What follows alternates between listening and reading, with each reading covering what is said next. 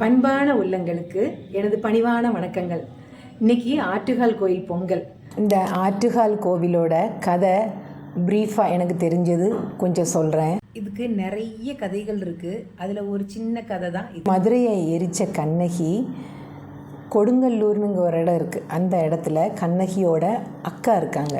அவங்கள பார்க்குறதுக்காக வரும்போது திருவாண்டரத்தில் கொஞ்சம் ரெஸ்ட் எடுத்தாங்க. அந்த இடம்தான் இப்போது ஆற்றுகால் கோவிலாக இருக்குது. இவங்க ஒரு பெரிய சாதனை படைச்சிட்டு மதுரையை எரிச்சிட்டு வந்திருக்காங்க அப்படி இப்படின்னு தெரிஞ்சதுக்கப்புறம் இவங்களை கூழ்படுத்துறதுக்காக அங்கே உள்ள மக்கள்லாம் நம்ம சர்க்கரை பொங்கல் இருக்குல்ல அது செஞ்சு அவங்களுக்கு கொடுத்தாங்களாம். கொடுத்து உபசரித்த உடனே அவங்களுக்கு அது ரொம்ப பிடிச்சி போய் அவங்க இங்கேயே இருந்து இங்கே உள்ளவங்களுக்கெல்லாம் நல்லது செய்ய ஆரம்பிச்சிட்டாங்க அப்படிங்கிறது ஒரு ஐதீகம்.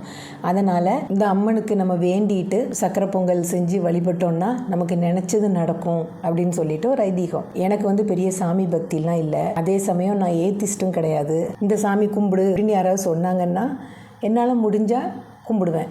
அல்லாமல் எங்கள் பாட்டியும் சரி எங்கள் அம்மாவும் சரி அப்படி தான். சாமிங்கிறது நம்ம தான் சாமி, நம்ம மனசாட்சிக்கு நம்ம பயந்தா போதும், அதுதான் சாமி அப்படின்னு சொல்கிற ஆள் அவங்கெல்லாம். சாமிக்கு வேல் குத்துறேன், விரதம் இருக்கிறேன் அப்படின்லாம் இருக்கவே மாட்டாங்க. நானும் அப்படி அந்த லிஸ்ட்டில் உள்ள ஆள் தான். ஆனால் இங்கே இப்போது 10 நாளாக அங்கே நடக்கிறத பார்க்கும்போது நம்மளை அறியாமல் நமக்கு பக்தி வந்துடும். யார் சொன்னால் இந்தியாவில் ரிலீஜியன் வைஸு சண்டை வருது, ஹிந்து முஸ்லீம்னா பிடிக்காது, கிறிஸ்டின்னா பிடிக்காது அப்படின்னு. இங்கே உள்ள முஸ்லீம் மோஸ்கில் உள்ளவர் முந்தானாத்து அவங்க மோஸ்கில் உள்ளவங்ககிட்டலாம் அறிவிச்சிருக்காரு. ஆற்றுவா கோயிலில் பொங்கல் போடுறதுக்கு நிறைய லேடிஸ் வருவாங்க. அவங்களுக்கு நம்மளால் முடிஞ்ச அளவு ஹெல்ப் பண்ணி கொடுக்கணும். மோஸ்கில் அவங்களுக்கு தங்குறதுக்கு இடம் கொடுக்கணும், தண்ணி வசதி கொடுக்கணும், மோஸ்க்கு முன்னாடி வச்சு அவங்களுக்கு பொங்கல் போடுறதுக்கு நம்ம ஹெல்ப் பண்ணணும் அப்படின்னு சொல்லியிருக்காரு. அதாவது பொங்கல் போடுற சுற்று வட்டாரத்தில் முஸ்லீம் ஃபேமிலி இருப்பாங்கல்ல, அவங்கக்கிட்ட வீட்டில் நீங்கள் அவங்களுக்கு முடிஞ்ச அளவு அவங்க இது ஒரு நம்பிக்கையாக வராங்க, அப்போ நம்மளால் முடிஞ்ச அளவு அவங்களுக்கு ஒரு ஹெல்ப் பண்ணுங்க அப்படின்னு சொல்லியிருக்காரு. அதே மாதிரி இங்கே பாளையம்ன்ற இடத்துல மோஸ்க்கு முன்னாடி பொங்கல் போடுறவங்களுக்கெல்லாம் நல்லா ஹெல்ப் பண்ணுவாங்க. அதே மாதிரி கிறிஸ்டியன் சர்ச்சில் மாஸ்லாம் மாற்றி வச்சுருவாங்க. சர்ச்சில் உள்ள அவங்களுக்கு தங்குறதுக்கு இடம் கொடுப்பாங்க, தண்ணி வசதி பண்ணி கொடுப்பாங்க. மத நல்லிணக்கத்துக்கு இதெல்லாம் ஒரு கூஸ் பம்ப்ஸ் மூமெண்ட்ஸ் இதெல்லாம் கேட்கும்போது. இந்த ஆற்றுகால் பொங்கல் உலகத்துலேயே வேறு எங்கேயும் இவ்வளோ பெரிய பொங்கல் பார்க்க முடியாது. 25 கிலோமீட்டர் சுற்று வட்டாரம் வரைக்கும் போயிருக்கு அப்படின்னு சொல்கிறாங்க. முதல்ல நாங்கள் வந்த புதுசுலலாம் 2-3 கிலோமீட்டர் தான் இருக்கும். இப்போ அப்படி இல்லை, அது ஒவ்வொரு வருஷமும் கூடிக்கிட்டே இருக்குது. 2 தடவை கின்னஸ் ரெக்கார்டு வாங்கினது. இது 10 நாள் விசேஷம் நடக்கும். ஃபஸ்ட்டு நாளில் இருந்தே, அதாவது கேரளாவில் வடக்க உள்ளவங்க மலப்புரம் அங்கங்கே உள்ளவங்கெல்லாம் இங்கேயே தங்கி இங்கேயே இருந்து பொங்கல் முடிச்சு தான் போகிறாங்க. நேற்று சாயந்தரம் நான் வெளியே போயிருந்தேன் மண் பானை வாங்குறதுக்கு. கூட்டமாக லேடிஸ். நான் பிறந்து வளர்ந்ததெல்லாம் மதுரை. யாராவது வீட்டில் லேடிஸ் ஆட்சின்னா உடனே மதுரை ஆட்சியா உங்கள் வீட்டில் சிதம்பரம் ஆட்சியா மதுரை ஆட்சியா அப்படின்லாம் கேட்பாங்க. நான் சொல்கிறேன் திருவாண்டரம் தான் லேடிஸ் ஆட்சி. திருவாண்டரம் மாதிரி லேடிஸுக்குன்னு தனி ஒரு திருவிழா வேறு எங்கேயும் நடக்காது. இது ஒன்லி ஃபார் லேடிஸ். இப்போ நேற்று முந்தானாத்து இன்றைக்கெலாம் ஃபுல்லாக லேடிஸோட அட்ராசிட்டிஸ்னு வேணால் சொல்லலாம். எங்கே பார்த்தாலும் லேடிஸ். அவங்க தள்ளி ஊர்களில் இருந்தெல்லாம் 10 பேர் 15 பேர் சேர்ந்து தங்குறதுக்கெல்லாம் ஒன்றும் இடம் வேண்டாம். சும்மா ஊரில் அப்படியே சுற்றி பார்த்துட்டு எங்கே வேணாலும் அவங்களுக்கு ஃப்ரீ சாப்பாடு கொடுக்குறாங்க. அப்படி சாப்பிட்டுட்டு கோயிலில் போய் இருந்துட்டு கோயிலுக்கு வேடிக்கை பார்த்துட்டு பானை வாங்கி மறுநாள் பொங்கலுக்கு என்னென்ன வேணுமோ அதெல்லாம் வாங்கி நல்ல ஜாலியாக இருக்காங்க. பாலக்காட்டிலேருந்து கொஞ்சம் பேர் வந்திருந்தாங்க.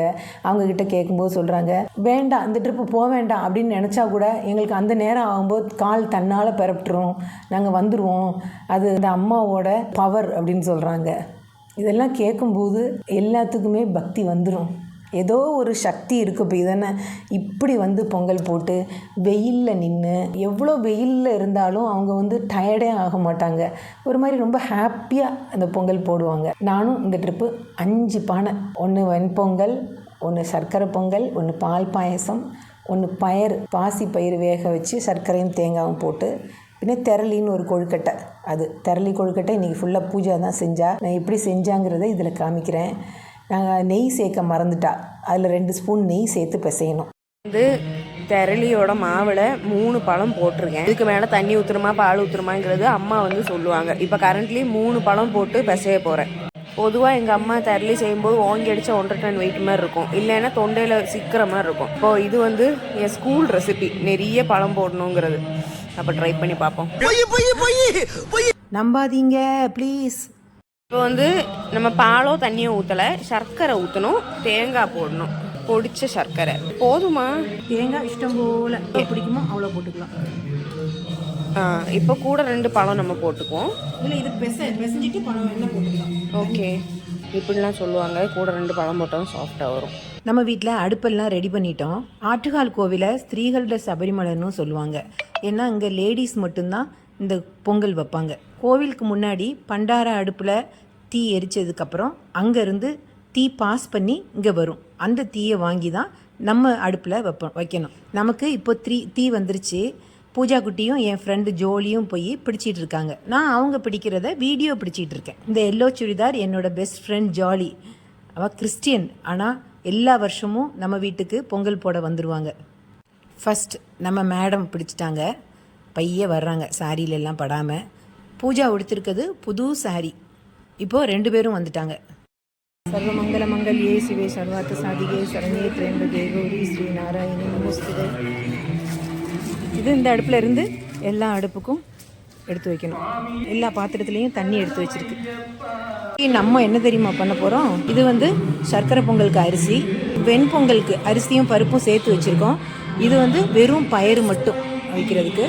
அது பால் பாயசத்துக்கு உள்ள பொடி அரிசி இருக்குல்ல, அது. இது சர்க்கரை உருக்கி வச்சுருக்கேன்.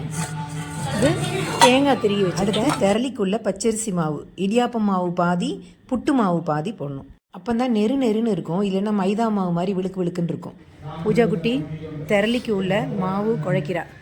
நான் லைப்ரரியிலே கொஞ்சம் டிலேயில் கொடுத்துருக்கேன். நான் சொன்ன ரெசிபி தான் நீங்கள் ஃபாலோ பண்ணணும், இல்லைன்னா வாங்கி அடித்தா 1.5 டன் வெயிட். இப்போ நம்ம போய் அரிசி போட்டு வருவோம். இன்னொரு இந்த திரளியில் வந்து இப்படி கடிக்க பழம் கிடச்சா பயங்கர டேஸ்ட் ஆகும். இந்த மொத்தம் இப்படி ஜூமில் பண்ணால் என்ன ஆகும்? அது கேட்காதுல்ல. குழைச்சிட்டு நான் அரிசி போட்டு வரேன்னா.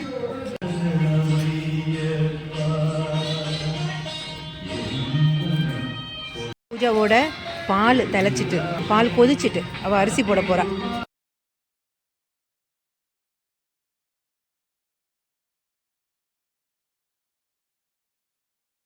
ஜோலியோட பானையும் கொதிச்சு கிழக்கு பக்கமாக விழுந்துருச்சு.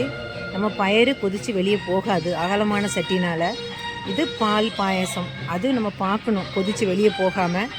இது என்னோட சர்க்கரை பொங்கல், அது இன்னும் கொதிக்கலை. இது வெண்பொங்கல், இதுவும் கொதிச்சு வெளியே போகாது அகலமான சட்டினால் கொதிச்சு உள்ளே இருக்கும். இந்த பச்சை ஈர்க்கில் இருக்குல்ல, தென்னை ஓலையில் உள்ள குச்சி, அதில் இந்த முனியில் வந்து இப்படி முடிச்சு போட்டிருக்கேன். அப்புறம் இந்த சைடு முனியை வந்து நல்ல பென்சில் சீவுற மாதிரி ஷார்ப்பாக சீவி வச்சுருக்கேன். இப்போ பூஜா இது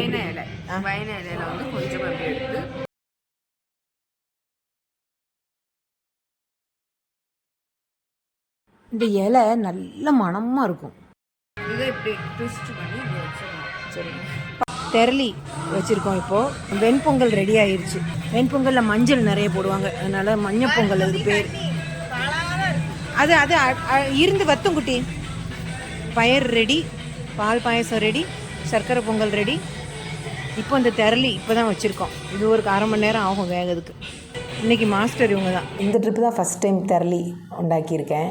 அது எதுக்கு உண்டாக்குனேன்னா, எனக்கு ஒரு ஃப்ரெண்டு இருக்காங்க திருநெல்வேலியில். அவங்க சொன்னாங்க, அக்கா நான் 2 நாள் கழித்து நான் வருவேன், எனக்கு திரளி கொழுக்கட்டை இருந்தால் உங்களுக்கு பிரசாதம் கிடச்சிதுன்னா ஃப்ரிட்ஜில் வச்சுருங்க, எனக்கு கொடுங்கன்னு சொன்னாங்க. அது எதுக்கு யாருக்கிட்டையாவது நான் வாங்கி கொடுக்குறேன், நானே செய்கிறேன் அப்படின்னு சொல்லிட்டு என் ஃப்ரெண்டுக்காக செஞ்சது. அது நான் வச்சுருக்கேன் ஃப்ரிட்ஜில். அவங்க வரும்போது நாளைக்கு வருவாங்க, நாளைக்கு இல்லை நாளான்னைக்கு வருவாங்க, அவங்களுக்கு கொடுக்குறதுக்காக. ஒவ்வொருத்தவங்க 100 பானை 150 பானை அப்படின்லாம் போடுறாங்க. இந்த ட்ரிப்பு பூஜா குட்டி 101 பானை போடுறேன்னு வேண்டியிருந்தா, அப்புறம் வச்சு முடியாது நம்மளால் அப்படின்னு சொல்லிட்டு கோவிலில் கொடுத்துட்டோம். இதுக்கு முன்னாடி ஒரு 5-6 வருஷத்துக்கு முன்னாடி கொடுக்கும்போது 800 ரூபாயாக இருந்தது. இந்த ட்ரிப்பு இப்போ 1100 ரூபா. நமக்கு எத்தனை பானை வேணுமோ அவங்கக்கிட்ட பிரசாதமாக திருப்பி போய் வாங்கிக்கலாம். அப்படி ஆற்றுவா கோயில் பொங்கல் இந்த ட்ரிப்பு ரொம்ப கம்பீரமாக முடிஞ்சது. ரொம்ப நல்லா இருந்தது, மனசுக்கு ஹாப்பியாக இருந்தது. இதில் என்ன ஒரு சிறப்புனா, பொங்கல் முடிஞ்சவொடனே ஹெலிகாப்டரில் பூ போடுவாங்க மேலேருந்து. இயற்கையாகவே எல்லா வருஷமும் பொங்கல் முடிஞ்சவொடனே லைட்டாக ஒரு சின்ன தூறலாவது வரும் மழை. அந்த புகையெல்லாம் அப்படி மட்டப்படுத்துறதுக்காக பெய்கிற மாதிரி பெய்யும். எங்கே பார்த்தாலும் லேடீஸ் மட்டும்தான், ஜென்ட்ஸ் நாட் அலவுடு. ட்ரிவாண்ட்ரம் அந்த 2 நாள் லேடிஸ் பிடியில் தான் இருக்கும்.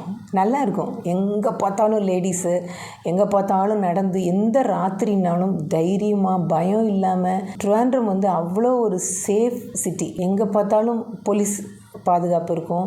கோவிலை சுற்றி போலீஸ் பாதுகாப்பு பயங்கரமாக இருக்கும். யாராவது ஒருத்தவங்க தண்ணி அடிச்சுட்டு இந்த பையங்க ஏதாவது அலம்பு பண்ணாங்கன்னா அடுத்த செகண்ட் தூக்கிட்டு போயிடுவாங்க.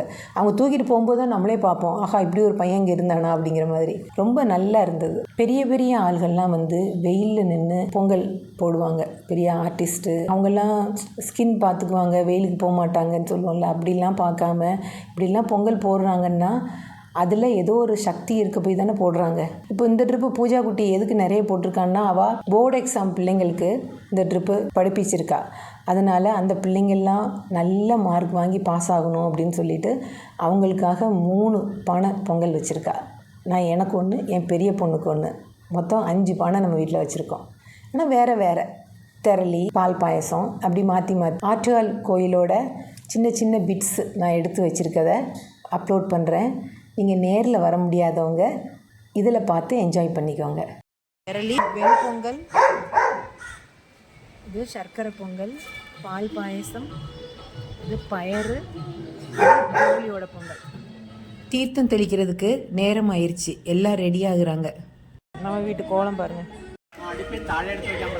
கோவிலிருந்து தீர்த்தம் தெளிக்க வரும்போது எனக்கு வீடியோ எடுக்க விட்டு போச்சு. கோவிலிருந்து தீர்த்தம் கொண்டு வந்து தெளிப்பாங்க. அதுக்கப்புறம் தான் நம்ம வீட்டுக்குள்ளே கொண்டு வரணும். இப்போவே எல்லாம் வந்து உட்காந்துட்டு. இது வந்து பொங்கலுக்கு முதல் நாள். சைடு ஃபுல்லாக கல் வச்சுருக்காங்க பாருங்க. நம்ம வீட்டில் கல் இருக்கா? இருக்கு. பேர் எழுதி இப்போவே அடுப்புக்கு இடம் பிடிச்சி வைக்கிறாங்க. பைபாஸில் பாலத்துக்கு கீழே ஃபுல்லாக அடுப்பு தான். அங்கே கொஞ்சம் தணலாக இருக்கும். அதனால் நேரத்தே புக் ஆயிடுச்சு. இது பொங்கலுக்கு நாள். ரோட்டில் எங்கே பார்த்தாலும் பயங்கரமான கூட்டம். பூஜா குட்டி மண்பானை தான் வேணும்னு சொல்லிட்டா. இங்கே எங்கேயும் வண்டி நிப்பாட்ட இடம் இல்லை. அவள் என்னை இறக்கி விட்டுட்டு, அம்மா 2 நீங்கள் வாங்கிட்டு வந்துருங்க அப்படின்னு சொல்லி இறக்கி விட்டுட்டு போயிட்டா. ஆற்றுகால் அம்மாவுக்கு மண்பானையில் பொங்கல் வைக்கிறது தான் விசேஷம்.